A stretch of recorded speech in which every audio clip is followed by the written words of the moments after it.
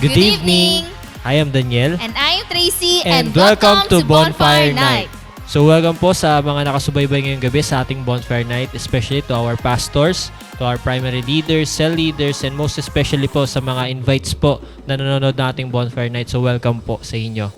Wini-welcome din po namin ang aming mga ka-Bonfire Night na nanonood sa iba't ibang bansa. So bago tayo magsimula, panoorin muna natin ang Bonfire Things to Remember.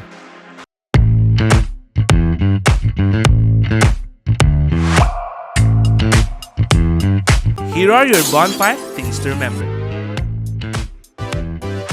Bring your notebook, Bible, and ballpen. Open your heart to the message. Hashtag Puspus Yarn. No unnecessary activities while watching. Hashtag multitasker. Wag ganon. Focus on the message through our speakers. No? Kasi kung makikita natin, ang gaganda ng promise. Ang gaganda ng Hashtag promise. focus ka lang. Invite and tag your friends. Be a blessing. Hashtag friendship goals. Engage by sharing your thoughts and leave comments below. Respond to the message and take action. Oh, huwag kalimutan mga ka-bonfire ha. Paalam!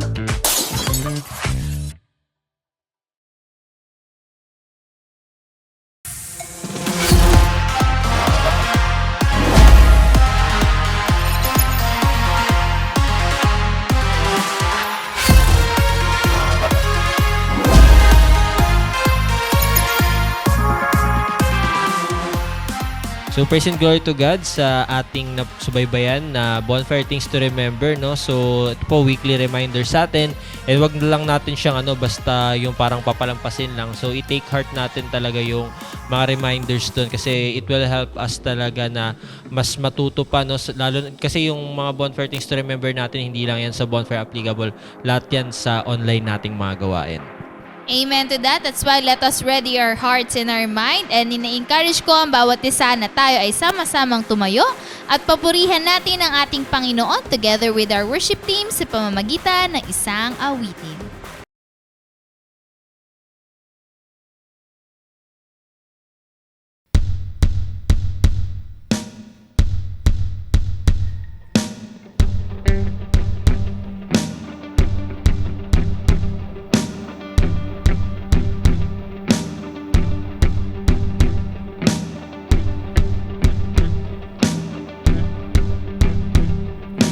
Trouble won't throw me, won't break me.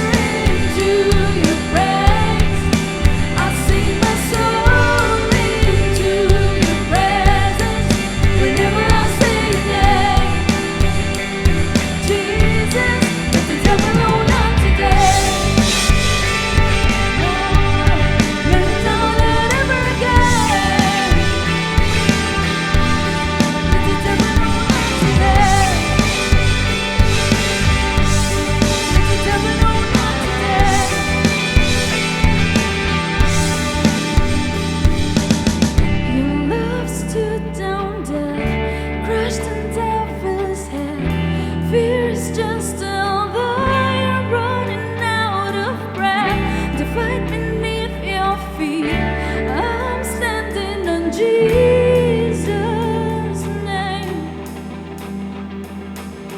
Your love stood down dead, crushed the devil's head.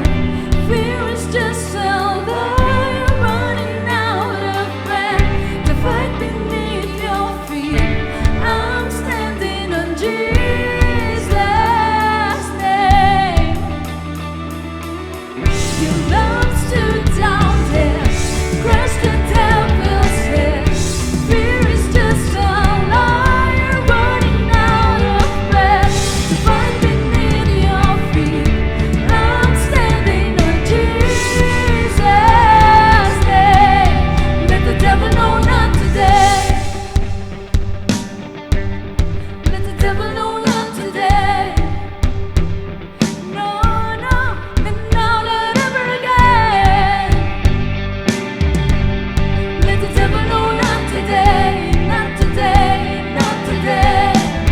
I sing goodnight into the morning. I sing the fear into your praise. I sing my soul into your presence. Whenever I say your name, Jesus, let the devil know not today. Let the devil know not today. No, no, and now not ever again.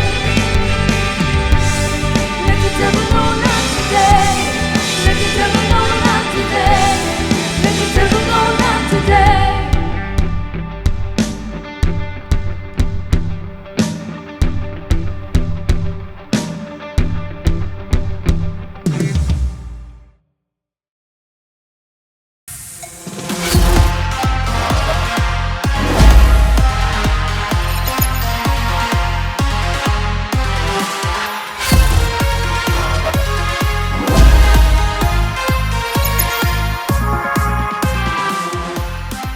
So praise and glory to God sa awitin na inantog sa atin ng CGS Philippines Worship Team para mapapurihan ang ating Panginoon. And nawa, natulungan po tayo nito. May handa yung ating puso't isipan, maset yung atmosphere sa ating gawain at sa mapapakinggan po nating message ngayong gabi. So I encourage yung bawat isa, wag po tayong papadistract sa anumang mga ibang applications sa phone natin o kaya yung mga bagay sa paligid natin. So focus po tayo sa ilang minuto na ito na ng ating gawain talagang sa pinaka-heart ng ating message para wala po talaga tayong ma-miss out na nais i-reveal sa atin ng Lord. And also, wag lang rin tayo watcher, dapat actively mag-engage din po tayo. Amen to that. That's why let us all be excited at tayo ay makinig sa message natin tonight. Kaya, ni-encourage ko ang bawat isa na patuloy tayong maging focus sa message na ihatid sa atin ng ating speaker. So for our speaker, so she is one of the 144 leaders of CGS Las Piñas under Vernasnet, a leader of leaders, School of Leaders 1 staff, and a new bonfire speaker. Let's welcome Jemarie Tolomia.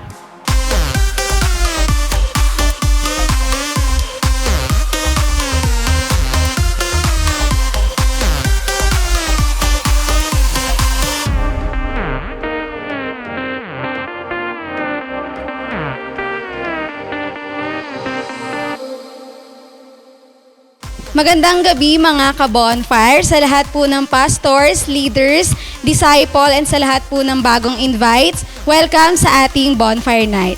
Nais ko po munang magpasalamat unang-una syempre po sa ating Panginoon sa bago pong opportunity po na binuksan po niya sa akin, sa privilege po na maging speaker tonight. Gusto ko rin pong magpasalamat kila Pastor Rami, Pastora Adelia, and sa akin pong supportive mentor na si Miss Verna, and sa akin pong mga network and sa lahat po talaga ng bumubuo po ng Bonfire Night. Binabati ko rin po ang aming buong net ng Team Jeremiah, sa lahat po ng co-leaders at sa aking cell group. Ayan, so bago po tayo mag-proceed sa ating mensahe ngayong gabi, tayo po muna ay manalangin. We praise you, Heavenly Father, Panginoon Lord God. We thank you, Panginoon, sa gabi na to, Lord God, na pinagkaloob mo, Panginoon, sa bawat isa. We thank you, Lord, sa gabi na ito, Lord, na muli kaming makakarinig ng inyong mga mensahe, Lord God. I pray, Panginoon, na patuloy na ikaw ang siyang maitaas namin, Panginoon, sa gawain na ito. Lord, cover me, Panginoon, sa mga oras na to, Lord God. Hide me in your presence, Panginoon. Patuloy na ikaw ang siyang kumilos, Panginoon, sa akin, sa pag-deliver, Panginoon, ng iyong mga salita, Lord God. We pray, Panginoon, na there will be no distractions, Lord God, sa mga oras na, Lord, sa mga oras na ito, Panginoon, na kami ay nakikinig, Lord God. Patuloy na ikaw ang siyang mangusap, Panginoon, sa puso't isipan, Lord God, ng bawat isa. Continue to open our hearts and mind, Lord God, na ang bawat isa, Lord God, is magkaroon talaga ng understanding and application, Panginoon, na ikaw talaga siya, Panginoon, ang siyang maitaas namin sa mga oras na ito. We give you all the glory and praises. In Jesus' name we pray. Amen and amen. And so last week po, na-remind tayo sa message ni Ate Jackie that our identity is in Christ. Through our faith, we value and know that our life is transformed according to the will and purpose of God. That God will continue to work on us once we remain in Him. So tonight po, nais ko lang pong kamustahin ang bawat isa sa atin. Ayan, so sa nagdaan pong kalahating buwan ng taon, ayan, so kamusta po ba yung faith na meron ang bawat isa sa atin? Nag-aalab pa po ba tayo or nawawala na yung pag-aalab na meron tayo sa Panginoon? Ayan, so if currently po na nawawala na, I hope that this message will encourage each one of us. Ayan, so if may mga Bible po kayo dyan, let's open it po sa book of Hebrews 11:1-3, then 6. Ayan, so sabay-sabay po tayong magbasa. Now, faith is confidence in what we hope for and assurance about what we do not see. This is what the ancients were commended for. By faith, we understand that the universe was formed at God's command, so that what is seen was not made out of what is visible. 6, and without faith it is impossible to please God, because anyone who comes to Him must believe that He exists and that He rewards those who earnestly seek Him. So tonight po, our theme is about the beauty of living by faith. So, short testimony lang po about sa akin. Ayan, so sa mga nagdaang kalahating buwan din po talaga ng taon, masasabi ko po talaga na hindi rin talaga siya consistently naging on fire. Yung faith or yung pag-aalab talaga na meron ako sa ating Panginoon. Hindi talaga masasabing naging consistent, hindi pagdating talaga sa prayer life, pagdating din talaga sa devotional life.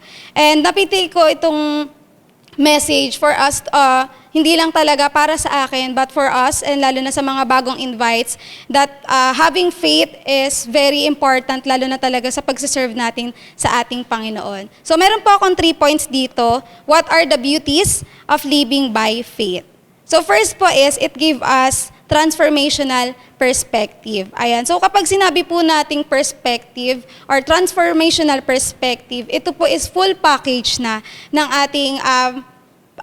ating paglilingkod talaga sa Lord. Na once talaga naglingkod tayo sa Panginoon, there will be transformation na mangyayari sa atin. So faith shows reality of what we hope for. It is the evidence of things we cannot see. So in Hebrews 11:1. So nakita ko po talaga dito na sa paglilingkod po natin sa ating Panginoon, hindi po talaga tayo totally agad na nagiging matured na once na nag-serve tayo o once na nagsimba na talaga tayo. So lahat po tayo is darating talaga sa mahabang proseso bago talaga natin masabi na we become mature talaga when it comes to our spiritual life. Even now, may mga aspect pa rin po sa buhay natin na we are still immature, especially po sa ating emotions and sa ating pong pag-handle sa ating mga problema. So, dito po sa first point or transformational perspective, nakita ko po talaga na tayo bilang mga naglilingkod talaga sa Panginoon, especially as a youth po, servant talaga ng Lord, nakita ko po na even now may mga aspect pa rin sa buhay natin na we are still immature. Especially po when it comes to our emotions and lalo na talaga sa pag-handle natin sa ating mga problema. Bilang disciple po, na-remind din talaga ako na hindi po pala talaga ako agad magkakaroon ng maturity pagdating po talaga sa pag-handle sa aking emotions. But through but by my faith talaga sa aking sa Panginoon, nakita ko talaga na unting-unti rin talagang binibigyan ng Lord ng transformation, hindi lang talaga yung buhay ko, hindi lang talaga the way na mag-act ako and mag-speak, kundi talaga package talaga kung paano tayo baguhin ng ating Panginoon. So ako bilang isang youth servant talaga ng Panginoon and bilang isang youth leader din talaga, nakita ko na tayong mga leader or tayong mga disciple, we are not trying to be perfect, but instead we are trying to work out ourselves to become a better version of ourselves. So, ako nakita ko dito na ang transformational perspective is hindi siya kumbaga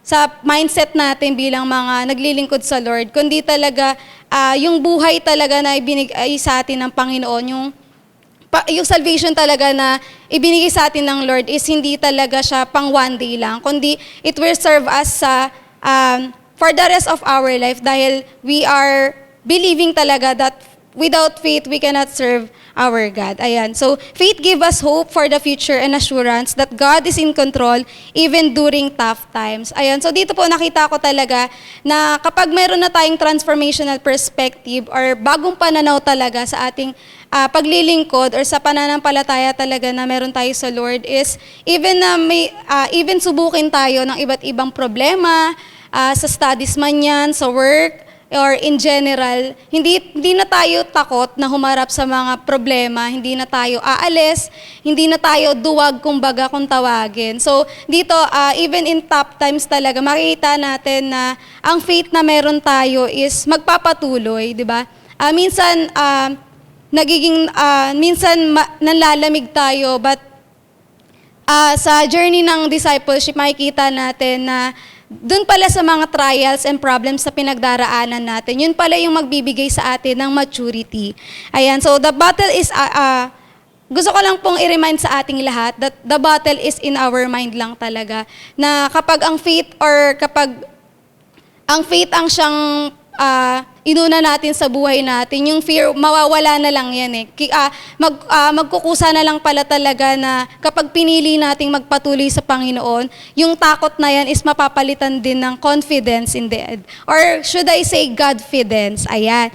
So, this perspective turns to be perspective turn us from overthinker into overcomers. Ayan. So ako po, isa rin po talaga ako sa masyado talagang ma-overthink sa mga bagay-bagay na hindi pa nga nangyayari, natatakot na, hindi pa nangyayari, is nagda-doubt na ako sa sarili ko. And gusto ko rin po talagang i-remind din, hindi lang yung sarili ko, kundi sa lahat po talaga ng mga kabataan na nahihiya or natatakot or ayaw mahusgahan dahil lang sa naglilingkod sila sa Panginoon. I want you all to be reminded that your faith will determine who you are talaga sa paglilingkod natin sa Panginoon.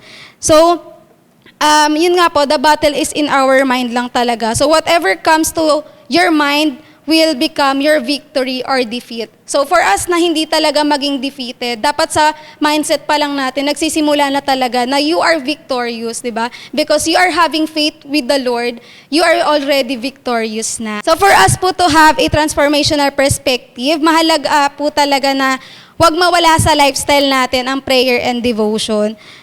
Ako po, onting testimony lang din po na ever since po talaga na nagkaroon po ng morning prayer, ayan. So dati po kasing umattend po ako sa CGS dati, ng morning prayer po talaga yung ina-attendan ko noon.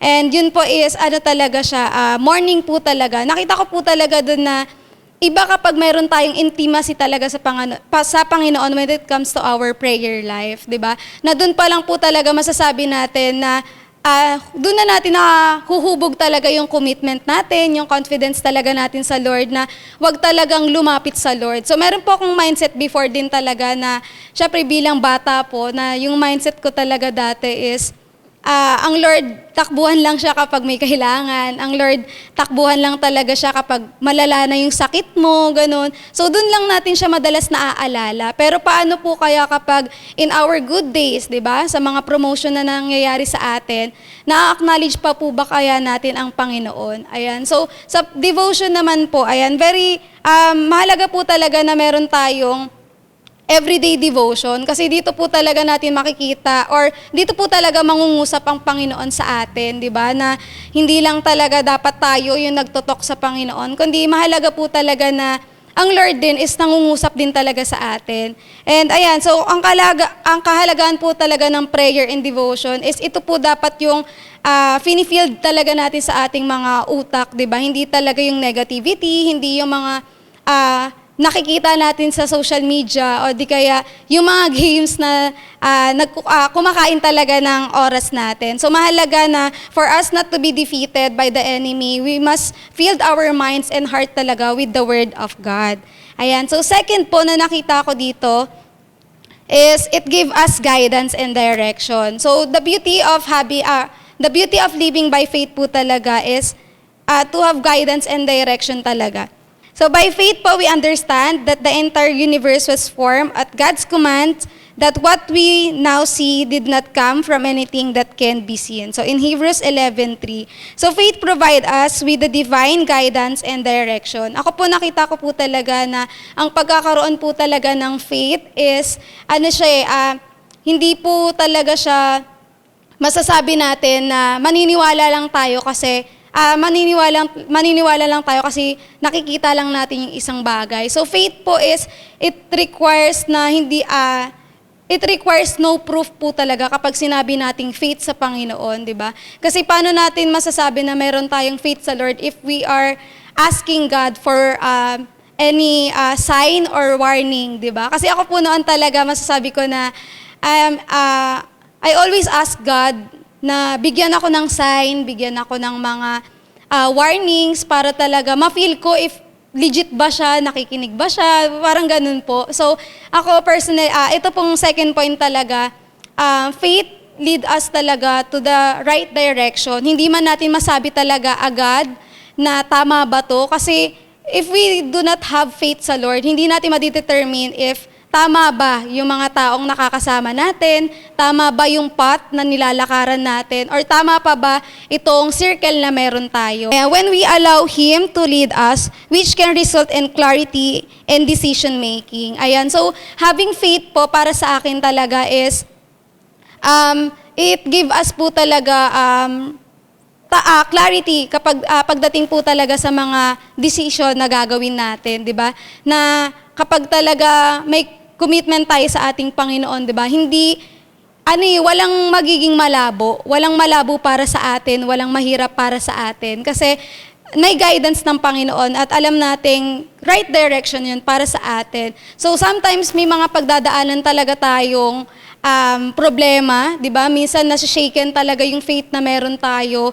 But at the end, kapag talaga nag-hold on tayo sa faith na meron tayo sa ating Panginoon, is doon talaga natin matetest na titibay pala tayo sa pagharap doon sa mga problema na yon, di ba? Hindi natin kailangang taguan, hindi natin kailangan takbuhan yung mga problema, kundi let us face it talaga na may pananampalataya at kasama talaga ang Panginoon. Kasi once talaga na tayo lang mismo or nag-rely lang talaga tayo sa sarili natin, doon natin masasabi na defeated na agad, di ba? Kasi sa sarili lang tayo sa sarili lang natin tayo nag-rely. So we must, put our faith sa ating Panginoon, di ba? Ano man yung pinagdadaanan mo, ano mang hirap yung pinagdadaanan mo, let the Lord guide you and put you in the right direction talaga.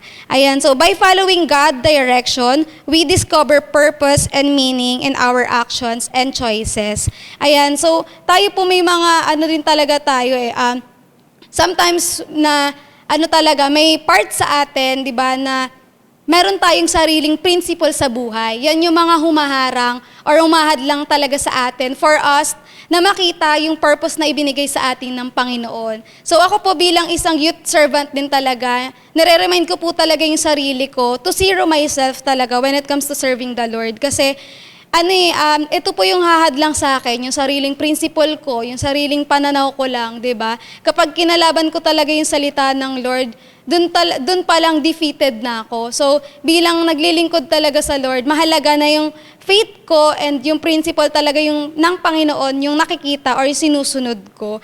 Ayan, so faith assure us that there is a greater purpose behind our actions, giving us a sense of fulfillment and direction in our life. Ayan, so faith help us understand God's will for our lives, it making easier for us to make decisions that align with these actions. Ayan, so yun nga po, di ba, kapag hindi talaga tayo totally zero sa ating mga sarili, mahihirapan tayong makita yung purpose natin bilang isang disciple, bilang isang leader, and yan, sa mga bagong invites din talaga, mahalaga na hindi dapat tayo pangunahan ng sarili nating understanding lang. Kasi dyan, mahirap kumilos or hindi talaga kikilos ang Holy Spirit sa atin kapag talaga pinangunahan tayo ng sarili nating understanding lang. Mahalaga talaga na sa paglilingkod natin sa Panginoon, makita natin or ilagay talaga natin fully yung pananampalataya natin sa Kanya nang wala talagang iniisip, di ba? Or wala talagang,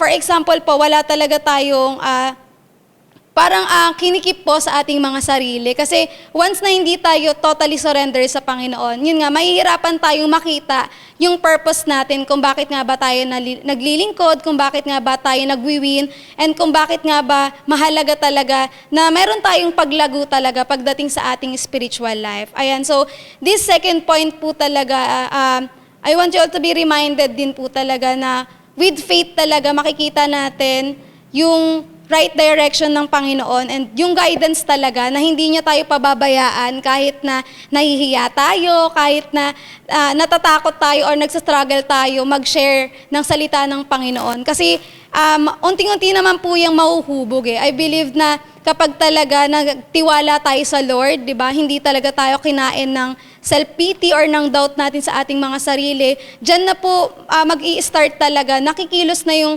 Holy Spirit sa atin, once na yung puso at yung isip talaga natin is willing talagang maglingkod sa ating Panginoon. Ayan, so there is a great plan talaga na gagawin ang Panginoon sa atin once talaga na pinili natin and pinursue talaga natin na mag-all dun sa pananampalataya natin sa Panginoon, even in our bad days or in our good days. Ayan, so third point po, it strengthen the relationship we have with Jesus. Ayan, so kanina po, di ba, natanong ko din na kamusta nga po ba yung fire na meron tayo sa Panginoon, di ba? Nag-aalab pa po ba? Nanlalamig na ba or nawawala na? So, this third point po will remind us talaga na kamusta na nga ba yung relationship mo sa ating Panginoon?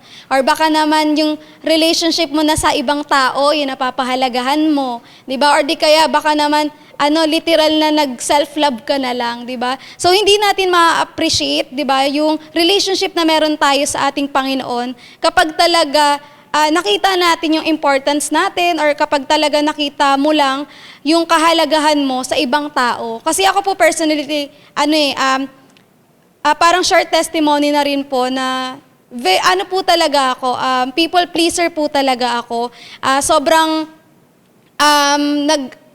Sobra po talaga akong naghahangad ng atensyon ng ibang tao. Gusto ko po talaga na ma-receive ko din yung love na binibigay ko sa kanila, yung effort na binibigay ko sa kanila. But then God remind me talaga this past few months na nagdaan na only Jesus pala can feel the emptiness na nararamdaman ko. Even na kompleto yung family, even na marami palang kaibigan, there will be emptiness po pala if we do not have Jesus in our life. So having faith will strengthen the relationship we have with Jesus, na kapag pala in-appreciate na natin yung mga gawa ng Panginoon, especially po talaga sa mga hindi natin nakikita, di ba? That when we believe in God, even we do not see, di ba, na kumikilos ba siya? Naririnig ba niya ako? Di ba? Kasi dun pa lang po masasabi natin na matibay na yung pananampalataya natin sa Lord if naniniwala na tayo kahit na hindi natin siya nakikita. Sa mga katulad ko pong people pleaser, ayan. So, I want you all to be reminded talaga na wala pong fulfillment kapag talaga nagbibigay lang tayo ng time, effort sa mga taong unworthy, di ba? So, dapat po talaga tayo bilang mga disciple and leaders, makita po talaga natin yung kahalagahan natin sa ating Panginoon. Di ba? Kasi yun po talaga ang magbibigay ng purpose sa atin or sa buhay talaga natin once we have relationship sa ating Panginoon. So faith, mahalaga po talaga na yung faith na meron tayo sa Lord is hindi siya pabawas, hindi siya pawala, kundi talaga dapat the more na nagsastruggle tayo, the more na sinusubok tayo, is the more na kumakapit tayo sa Lord. Kasi may mga ganun po, di ba, na parang kapag sinusubok sila, dun sila umaalis. So ako po talaga dati, na-share ko po to sa mentor ko talaga na akala ko po okay talaga dati na kapag nagsistruggle ka is hindi ka mag-devotion. Kasi ganun po yung naging routine ko before na parang hindi ako magde-devotion kasi hindi ako okay. Nakakahiya sa Lord na mag-pray kasi hindi nga ako okay. So nakurap po yung mindset ko before talaga na akala ko okay yung ganon. But nakita ko na unti-unti akong kinakain ng sistema talaga dahil inilalayo ko yung sarili ko dun sa gawain at sa Panginoon. So now po talaga nakita ko talaga yung importance ng faith and commitment talaga natin sa ating Panginoon kasi yun po talaga yung magsasabi sa atin na matibay yung relationship na meron tayo sa Lord, na kapag pala nagsastruggle tayo, kapag pala mahirap na, di ba? Kaya kapag pala nasasaktan tayo, is dun tayo more on kumakapit sa Lord. Yun pala yung masasabi na matibay at nagagampanan talaga natin ang pagiging mananampalataya sa ating Panginoon. Ayan, so faith is essential for building a strong relationship with Jesus. When we live by faith, we deepen our connection with Him, resulting in intimacy, spiritual growth, and trust. Ayan, so yun nga po, dapat talaga hindi lang tayo sa mga tao nagtitiwala at naniniwala. Dahil uso po talaga ang scam ngayon.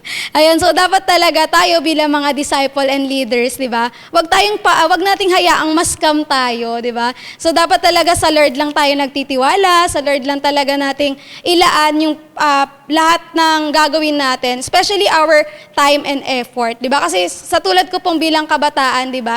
Sobrang dami nating excuses pagdaan sa studies, di ba? May mga nagtatrabaho, may mga nagbo-boyfriend, girlfriend, ayan. So tayo po, masyado tayong maraming oras para talaga sa mundo, pero kapag talaga usapang Diyos, 'di ba? Tumitiklop na tayo eh. So, dapat tayo bilang mga kabataan, 'di ba? I stand for all youth talaga na it's time for us talaga na maglingkod na para sa Panginoon, 'di ba? Hindi na para mahiya pa, hindi na para kabahan or matakot dahil may mga persecution, 'di ba? May mga pag-uudyok na mga barkada, 'di ba? So, hindi bilang disciple kasi nakita ko talaga na the more na pinangahawakan natin yung relationship natin sa Panginoon, maaakay na lang natin yung mga yan eh, di ba? Hindi na yan sila magtotok, di ba? Kasi ako po, talaga may mga nawin din talaga ako na classmate ko na before, sila po talaga yung mga nag-uudyok sa akin na banal-banalan ka lang eh, ganon. Na parang every Sunday lang daw po talaga ako banal. But then pinakita ko rin po talaga sa kanila na hindi naman playtime tong pinasok ko, kundi po talaga, it is truth talaga na ang Panginoon po talaga is God of transformation. So nakita ko po yon na hindi na talaga ako naging negastar, hindi na po talaga ako very negative sa buhay ko, kundi nakita ko po talaga yung positivity na when it comes to faces in any struggle and problems talaga sa aking buhay. So yun po, itong third point, it reminds us talaga that having faith with the Lord would strengthen our relationship with Jesus. Ayan. So, let us, even in our tough times, or kapag talaga nagsastruggle tayo, di ba? Let's avoid excuses po talaga pagdating talaga sa paglilingkod natin sa Panginoon. Kasi once talaga na nag-excuse na tayo, di ba? Hindi na yan masasabi sa babawi na ako eh, di ba? Kasi paano pag dumating na ang Lord, di ba? Tapos nag-excuse ka lang. So yun po, maging reminder talaga sa atin that every minute or every second of our life talaga, bigyan natin to ng importance, di ba? Unahin talaga natin ang ating Panginoon. Kasi yun po talaga yung magbibigay sa atin ng growth, di ba? Bilang isang naglilingkod sa ating Panginoon. So yun po, para po talaga sa lahat ng kabataan, and sa lahat po talaga ng bagong invites, wag na po talaga tayong magdalawang isip na maglingkod sa ating Panginoon, di ba? Dapat po tayo palang habang bata or wag na nating sayangin yung kabataan natin para lang mag-enjoy. Kasi there is joy din naman pagdating naman sa paglilingkod sa Lord, and it is proven and tested po talaga. Dahil nakita ko po na kapag masyado tayong entertain sa mundo, mas lalo po tayong sisirain eh. Ayan, so this relationship of faith allow us to please God, believing in His existing and His promise to reward those who earnestly seek Him. Ayan, so di ba nga po sa last verse kanina, sige po, basahin ko po ulit. Ayan, sabi po dito sa verse 6, and without faith, it is impossible to please God because anyone who comes to Him must believe that He exists and that He rewards those who earnestly seek Him. Ayan, so tayo po bilang mga naglilingkod talaga sa Lord, wala pong tapon, walang sayang kapag talaga tayo ay naglingkod sa ating Panginoon. Dahil ako po, personally, masasabi ko po talaga na hindi excuse yung pag-aaral eh. Hindi po siya excuse, kundi talaga mas tinataas pa nga po tayo ng Panginoon. Once na tayo bilang mga student is naglilingkod talaga sa Lord, nakita ko na there is provision, mayroon talagang guidance, and hindi po talaga masasabi talagang excuse ang pag-aaral, kundi dapat po bilang isang kabataan, yun pa yung mag-udyok sa atin na i-invite pa yung mga kabataan din and yung mga student pa na katulad natin. Ayan, so let us strengthen our, our relationship with Jesus through our faith. I hope that this message talaga will remind us talaga bilang student, bilang mga kabataan, leader, disciple, and invites talaga na may kagandahan talaga sa pagkakaroon ng pananampalataya or pamumuhay talaga na may pananampalataya sa ating Panginoon, 'di ba? Na hindi sayang, na hindi siya kalas sa oras natin, kundi talaga ito ang buhay, 'di ba? Ito ang totoong buhay talaga sa paglilingkod sa ating Panginoon. So, in our conclusion po, in our journey of discipleship, let our faith remain vibrant and alive. Let us grow in trusting God more deeply, obeying His commands faithfully, and clinging to the hope found in Christ. May our life shine with the beauty of living by faith, guiding others closer to God through our steadfast commitment to His will and purpose. Ayan. So I hope po na lahat tayo is makita talaga ang purpose ng buhay natin sa ating Panginoon, di ba? That having faith pala is seeing beyond what we cannot see sa pagdating talaga sa ating paglilingkod sa ating Panginoon, di ba? Kasi yan talaga ang magsasabi sa atin na namumuhay tayo sa pananampalataya natin sa Panginoon kapag talaga naniniwala tayo sa Kanya kahit na hindi natin siya nakikita. Ayan. So, praise God po. So, tayo po ay dumako na sa ating closing prayer. Okay, let's close in prayer na po. We praise you, Heavenly Father, Panginoon, Lord God. We thank you, Panginoon, sa gabi na to, Lord God, sa reminder, Panginoon, sa message mo, Panginoon, na aming narinig tonight. We pray, Panginoon, na ang pananampalataya namin, Lord God, and yung faith, Panginoon, na meron kami, Lord God, is mas mag-alab pa, Lord, na wag naming hayaan, Panginoon, ang anumang distractions, Panginoon, anumang ingay, Panginoon, ng mundo ang siyang kumain sa amin, Lord God. I pray, Panginoon, sa lahat ng invite, disciple, leaders, Panginoon, and sa lahat, Panginoon, na nawawalan na, Panginoon, ng pag-asa na magpatuloy, Lord God, sa paglilingkod. I pray for them, Panginoon, na touch their hearts, Panginoon, na muli, Lord, ma-remind sila, Lord, na ang purpose talaga ng buhay, Panginoon, is ang pagkakaroon talaga, Lord, ng pananampalataya sa'yo, Lord God. I pray, Panginoon, na hindi lang ako, hindi lang, Panginoon, ang mga nakakarinig nito, Lord God, ang ma-remind, Lord God, kundi talaga, Lord, kumalat, Panginoon, ang inyong mga salita, Lord God. I pray, Lord, na patuloy mong buksan, Panginoon, ang aming mga puso't isipan, Lord, na makita, Panginoon, ang importance, Panginoon, ng pagkakaroon ng pananampalataya sa iyo, Lord God. I pray, Panginoon, na sa lahat na nanlalamig, Lord God, forgive them, Panginoon, for their lapses, Panginoon, sa lahat ng excuses, Panginoon, na ginagawa namin, Lord God. I ask for your forgiveness, Panginoon, sa amin. I pray, Panginoon, na patuloy mo pa rin kaming i-strengthen, Panginoon, yung pag-aalab. Muli mong ibalik, Panginoon, ang apoy ng bawat isa sa amin, Lord God. And I pray, Lord, na tonight, gisingin, Panginoon, ang aming natutulog, Panginoon, na paglilingkod sa iyo, Lord God. Muli, Lord, itinataas ka namin sa gawain na ito, Lord God. I pray na marami pang mabago, marami ang maabot, Panginoon, ng mensahe na ito, Lord God. I pray for more victory, Panginoon, and breakthroughs, Panginoon, sa bawat isa. Forgive us, Lord God, and muli, Panginoon, itaas mo, Panginoon, ang bawat isa, Lord God, na mas marami pa kaming mawin, mas manguna, Panginoon, ang Holy Spirit sa amin na muli, Panginoon, maging kagamit-gamit, Panginoon, sa gawain na ito. I give you all the glory and praises. In Jesus' name we pray. Amen and amen.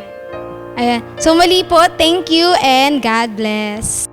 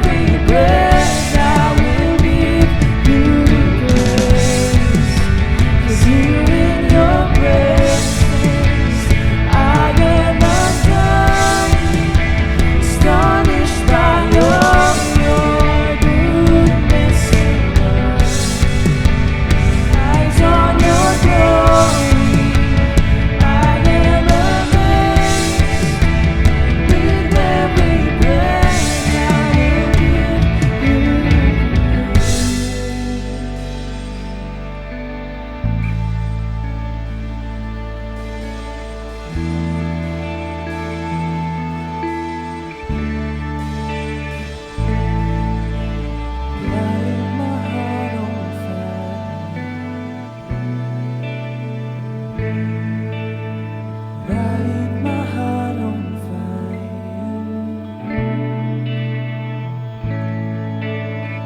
Light my heart on fire.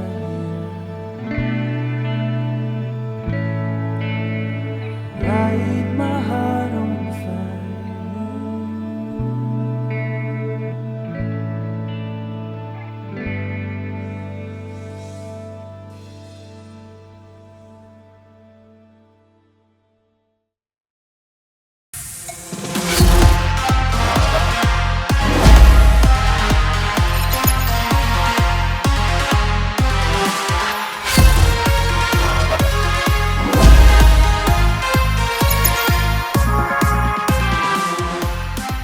Thank you, Jem, sa message na hinatid mo sa bawat isa. At alam ko, marami tayong natutunan tonight. And we encourage everyone na patuloy pa rin tayo mag-post ng ating mga takeaway lines sa ating mga social media sites using these These hashtags. hashtags.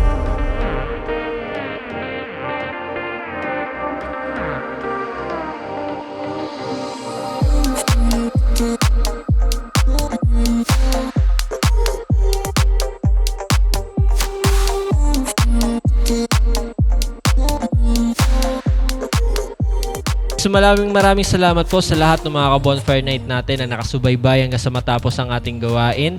And nawa, pagpala po tayo sa mga napakinggan nating message, sa worship songs na ating inawit para sa ating Panginoon. And we encourage yung bawat isa na huwag mawawala every Friday.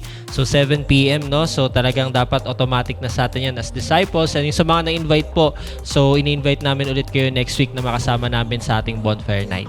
So ini-encourage din po namin lahat na nakasubaybay, kung di pa po kayo naka-follow sa ating mga social media accounts. Nandiyan po yung ating CGS Philippines Facebook page, yung ating CGS Philippines Bonfire Facebook page, yung ating YouTube channel which is CGS page official, and also nandiyan din po yung ating Instagram and TikTok. So yung mga social media platforms na to, no, may bago siyang purpose ngayon.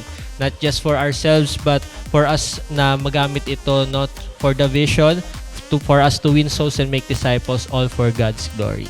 Amen to that. At patuloy po namin kayong ini-encourage to attend the online simbahay. Andun pa lang yung patuloy tayong mag-share, mag-like, and also i-share talaga natin ang ating invitation Sabado pa lang sa ating mga friends, family. And we encourage also to all leaders and disciples na 6 a.m. mismo sa live tayo mag-worship on Sunday. At patuloy tayong maging blessing sa ibang tao through sharing our invitation sa ating online simbahay at itag sila sa ating mga comment section on Sunday itself. And also, we encourage na patuloy tayo maging ready sa Sunday online simbahay at makinig ng message na ihahatid sa atin ng ating butihing pastor, Pastor Rami Henares Jr. So, thank you and God bless.